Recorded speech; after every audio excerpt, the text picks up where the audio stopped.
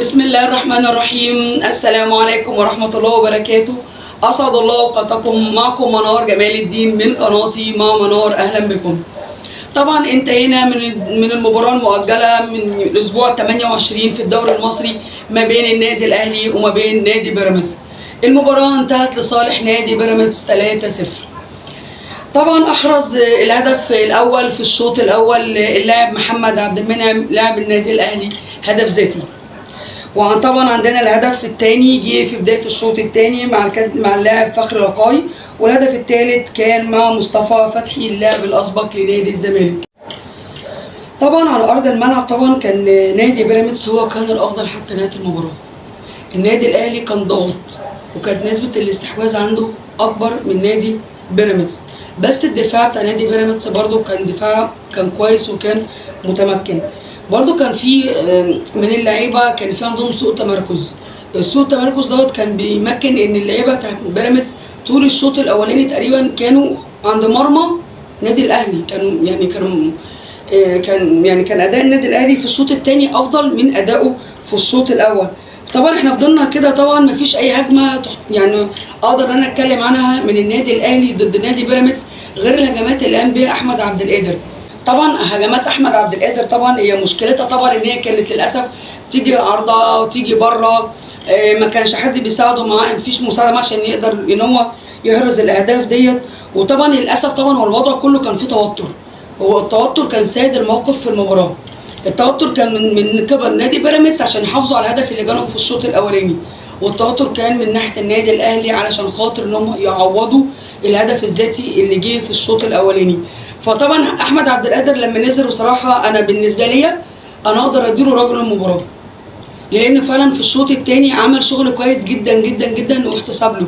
يعني الراجل بقى مش عارف يعمل ايه، بس الحمد لله ان احنا كلنا عارفين كويس ان المباراه دي ما كانتش الا مباراه غير انها تحصيل حاصل. عشان كده احنا لو كنا لاحظنا ان كولر كان المره دي في التشكيل ده كان تشكيل طبعا كان مختلف تماما. طبعا برضو المباراه دي كمان كولر كان منزل في التشكيل بتاعنا لعيبه من اللعيبه الاساسيين ولاعيبه من اللعيبه الاحتياطي. طبعا الكل لام على كولر، انت ازاي تنزل لعيبه احتياطي في مباراه مهمه زي ديت بين انديه كبيره زي ديت؟ طبعا كولر دلوقتي انا احترم جدا سياسته وتفكيره. هو الراجل دلوقتي عارف ان هو داخل على بطولات، وفي عندي لعيبه على الدكه بقالها فتره ما لعبتش، فلازم اللعيبه دي تتنشط، لازم تنزل، لازم اختبرها على ارض الملعب، مش بس في التشكيل ولا في اللعب اللي بيلعبوا مع فرقتهم كفرقه مع بعض في قلب التدريب، لا لازم اجربهم على ارض الواقع.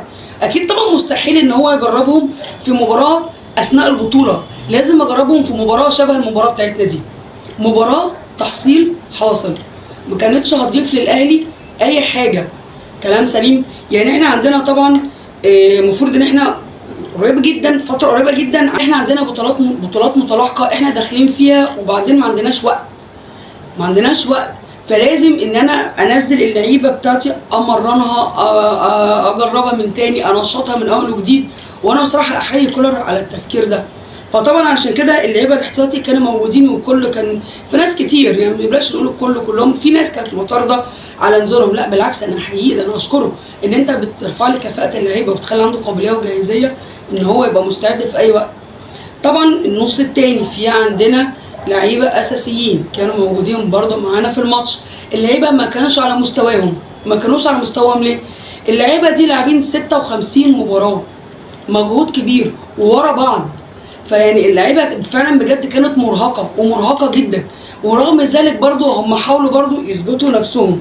يعني هم اساسا يعني برضه يعني عملوا مجهود، ما مش عايزه اقلل من المجهود اللي هم عملوه بصراحه. فاللعيبه بتاعتنا بصراحه انا بجد بشكرهم جدا جدا جدا على ادائهم، برضو ان هم رغم من 56 مباراه الا ان هم اصروا برضو ان هم يعملوا مباراه كويسه.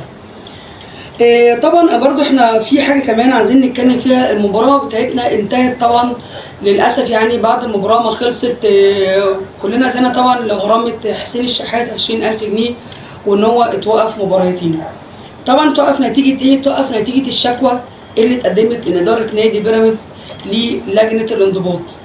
طبعا هم قدموا نادي بيراميدز شكوى للجنه الانضباط ضد اللاعب حسين الشحات بسبب تعديه على اللاعب محمود الشيمي في لجنه الانضباط.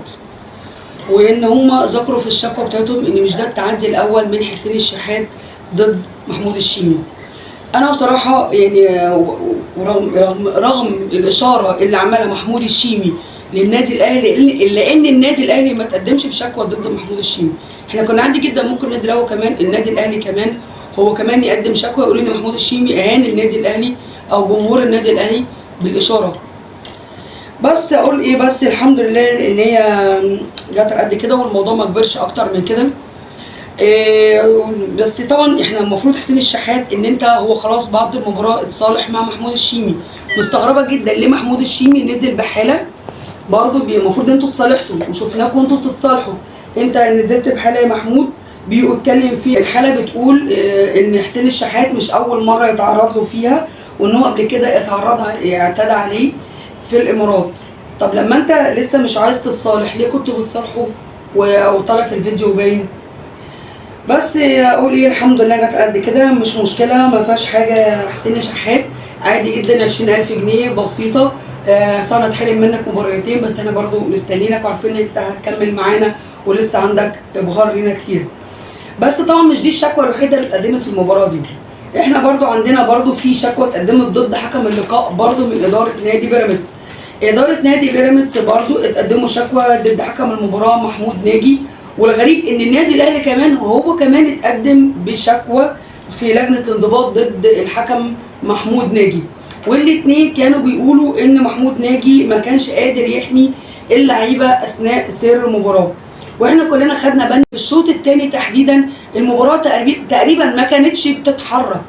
يعني احنا كلنا اثناء المباراه شفنا ان كل شويه في ايقافات، كل شويه يقعوا في الارض، كل شويه عربيه الاسعاف بتدخل.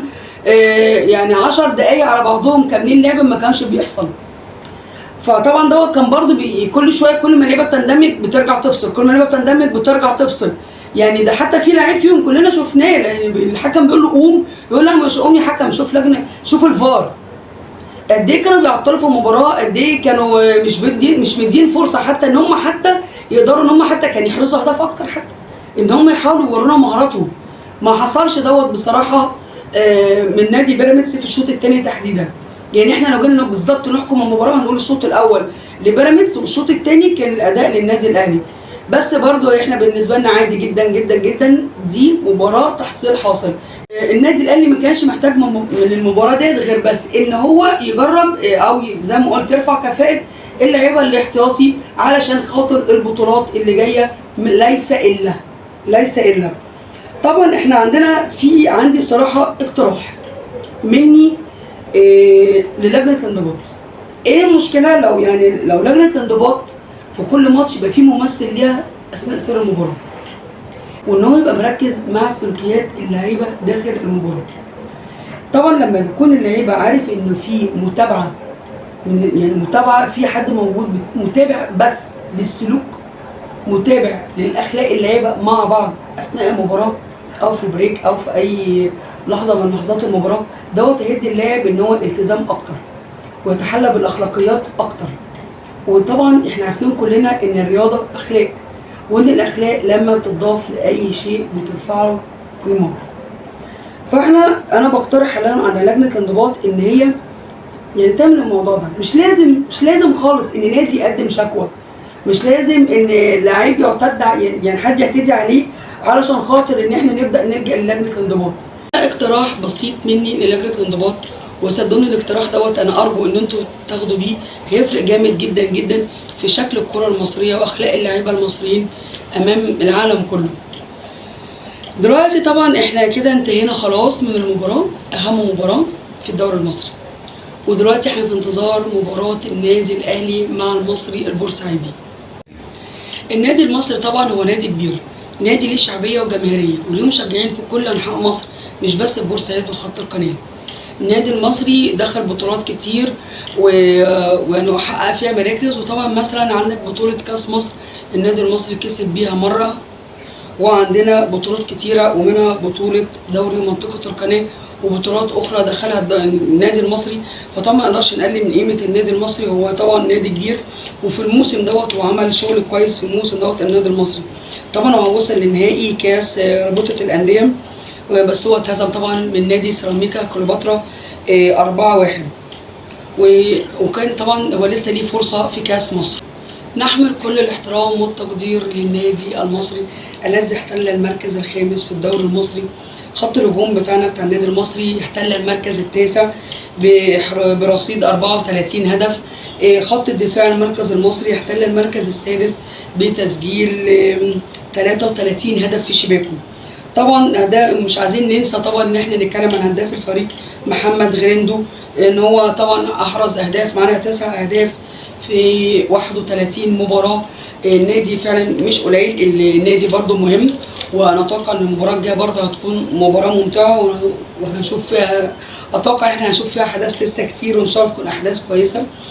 طبعا واحب اقول بس حاجه، ان كل مباراه عندنا يا جماعه ليها ظروفها. يعني مهما انت عملت خطه ومهما كان التشكيل بتاعك سليم، كل مباراه بيبقى ليها ظروفها. كل نادي طبعا بيبقى عارف ان هو نازل قدام النادي الاهلي. انا ببقى متاكده ان مدير الجهاز الفني عندهم بيبقى عمال يظبط في التشكيل يمين وشمال ويجيب كده ويجيب كده علشان خاطر يقدر يضاهي كفاءه لعيبه النادي الاهلي. انا صراحه بشفق على المديرين الفنيين اللي بيبقى عندهم مطوشه هينزلوا بفرقهم قدام النادي الاهلي من صلابه وثبات اللعيبه بتاعتنا. احب اقول بس زي ما قلت ان كل مباراه ليها ظروفها. احب اقول كمان بس حاجه اخيره، النادي المصري في اخر 5 مباريات ليه النادي المصري ادى فيهم اداء جميل. يعني هو انهزم في مباراه واحده وتعادل في مباراه وفاز في 3. فيعني هو نادي كبير ونازل يلعب في الماتش امام الكبار.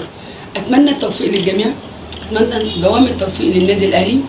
وانا عارفه انك يا نادي اهلي كبير انت على طول بتبهرنا وعلى طول بتمتعنا، انت محطم الارقام القياسيه، وانا بعتز بانتمائي ليك ومشجعه للنادي الاهلي.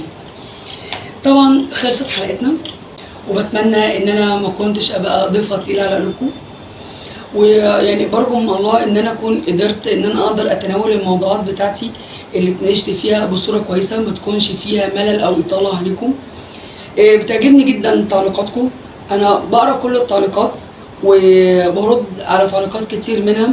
تعليقات قد ايه ببقى مبسوطه جدا وبتحسسني انا قد ايه وصلت لكم، وان انتوا لو في توجيه او في حاجه انا ببقى سعيده جدا لما بندخل مع بعض في نقاش او اي حاجه زي كده. احنا في الاخر كلنا زي ما قلت قبل كده فكر واحد، واذا كانت في اراء مختلفه فالاراء المختلفه في الاخر بتأدينا كلنا الى الاكتمال. شكرا جدا ليكم، واللي لسه ما اشتركش في القناه يا ريت يا ريت يا ريت تشرفوني باشتراككم في القناه، وما تنسوش اللايك والشير علشان خاطر الفيديو بتاعنا يوصل لاكبر عدد وعلشان خاطر نكبر.